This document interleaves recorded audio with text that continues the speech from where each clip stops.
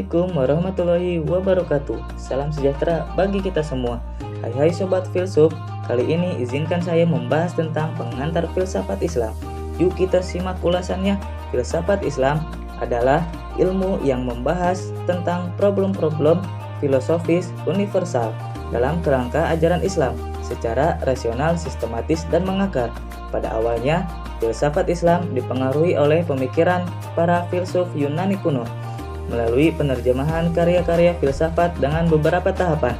Al-Kindi tercatat sebagai filsuf Muslim pertama, sedangkan Al-Farabi, sang guru kedua, sebagai perintis filsafat Islam.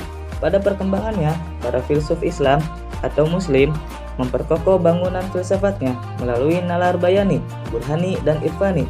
Meskipun filsafat Islam dipengaruhi filsafat Yunani, namun filsafat Islam juga memiliki konteks historinya dan kekhasannya tersendiri. Proses dialektis antara konsep-konsep filsafat dengan permasalahan yang muncul di dalam Islam berimplikasi pada perkembangan dan keragaman filsafat Islam. Selain itu, filsafat dalam ajaran Islam sama halnya dengan hikmah, yakni kebijaksanaan yang merujuk pada wahyu dan akal. Profesor Dr. Mulyadi Kartanegara dalam bukunya yang berjudul Gerbang Kearifan memberikan beberapa alasan terhadap keberadaan filsafat Islam. Menurutnya, para filsuf Muslim tak hanya menelaah, tapi juga tanpa ragu mengkritisi filsafat Yunani apabila ada yang tidak sesuai dengan pandangan filosofisnya. Selain itu, filsafat Islam mengalami perkembangan terhadap isu-isu yang belum dibahas filsuf Yunani lainnya. Oleh karena itu, filsafat Islam merupakan anak kandung dari para peradaban Islam. Para filsuf Muslim yang kita kenal selama ini melalui karya-karya filosofisnya antara lain Al-Kindi, Ar-Razi, Al-Farabi, Ibnu Sina, Ibnu Miskwayh, Ikhwan Nussofa, Al-Ghazali, Ibnu Bajjah, Ibnu Tufail, Ibnu Rus, Al-Baghdadi, Al-Amiri, dan sejumlah filsuf Muslim lainnya. Filsafat Islam pun masih berkembang signifikan hingga era kontemporer. Adapun beberapa filsuf Muslim kontemporer lain antara lain Muhammad Iqbal, Murtado Mutahari, Taqiymis Bahsyadi, Tabatabai, Fasyolzi, Al-Alusi, Muhammad Arkhun, Toha Abdul Rahman, dan masih banyak lagi. Dalam buku Mozaik Khazanah Islam, Profesor Mulyadi mengungkapkan bahwa sebagian besar generasi saat ini kurang mengenal pemikiran filsuf Muslim. Menurutnya, ini karena kurikulum filsafat di Indonesia kurang mengekspos nama dan pemikiran filsuf Muslim yang telah memberikan sumbangsi pada perkembangan Islam. Oliver Lemon sempat menganggap bahwa filsafat Islam bukanlah filsafat karena terkait dengan teologi dan pengalaman religius atau tasawuf. Akhirnya, dalam karyanya An Introduction to Classical Islamic Philosophy, ia mengungkapkan bahwa pemikiran masa lalunya itu karena pendekatan terhadap cara-cara berfilsafat terlalu terbatas. Sesungguhnya, filsafat Islam pun bersifat rasional analitik.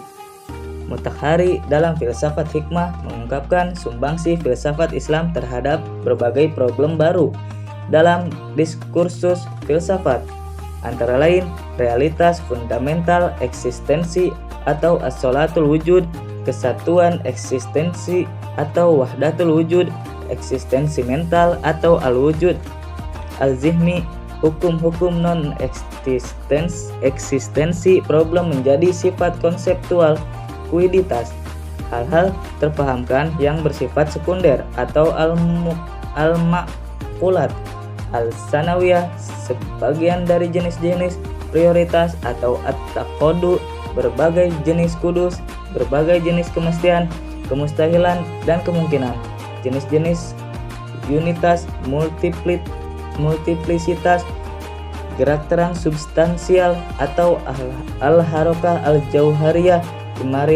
imarialitas jiwa hewani dan imarialitas jiwa intelektualnya, karakteristik fisik yang baru tercipta dalam waktu dan karakter rohani yang kekal, atau dikenal jasmani atul kudus waruhaini ya'tul baqo, penggerakan melalui pendudukan kesatuan jiwa dan raga karakter, kombinasi materi dan formal, kesatuan dalam keseragaman daya-daya jiwa.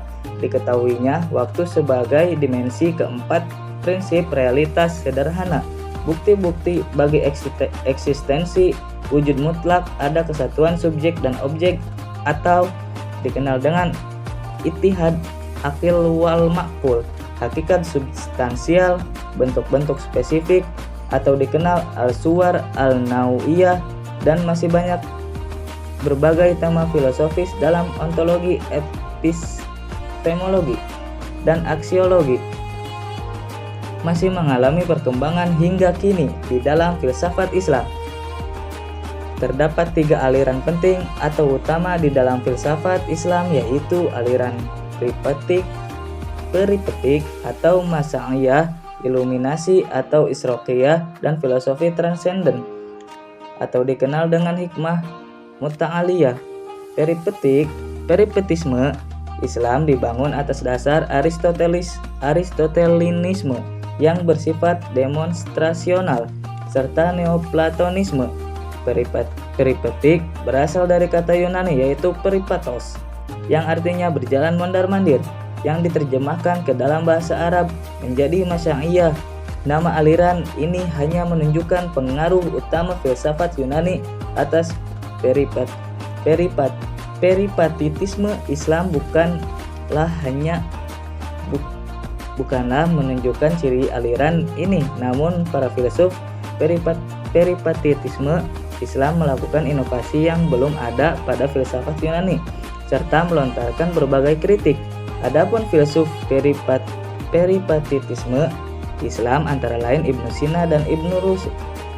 Iluminisme atau isroqiyah dipelopori oleh Plato, namun ada juga yang mengatakan sejak masa Prasokrates para filsuf iluminisme meyakini adanya pencerahan intelektual atau spiritual, biasanya dalam bentuk pemahaman dalam pikiran secara arus cahaya. Dalam Kristiani, teori ini menjadi tren pemikir abad ke-13 yang digawangi oleh Santo Agustinus dan Thomas Aquinas. Sedangkan dalam filsafat Islam, filsafat ilmunisme dikembangkan oleh Surawati. Adapun metode yang digunakan iluminisme adalah metode intuitif atau eksperiensial. Prinsip dasar iluminisme adalah mengetahui sesuatu untuk memperoleh suatu pengalaman tentangnya, yang berarti intuisi langsung atas hakikat sesuatu. Yang ketiga ialah filosofi transenden atau hikmah muta'aliyah, yang merupakan nama sistem filsafat Ula Sadra yang mensistesakan antara metode rasional atau akli, tekstual atau nakli, dan sisi spiritual atau suhud. Adapun sumber pengetahuan dalam filsafat hikmah muta'aliyah yaitu wahyu penalaran akal dan pemurnian jiwa. Dalam artian filsafat hikmah merupakan filsafat yang diperoleh melalui pencerahan spiritual atau intuisi intelektual dengan argumentasi rasional menggunakan bahasa diskursif. Ula Sadra disebut membangun filsafat baru yang menyempurnakan filsafat sebelumnya. Filsafat Sadra berhasil menyelaraskan antara pemikiran filsafat dengan ajaran agama. Sekian kami tentang pengantar filsafat. Terima kasih telah menyaksikan video kami.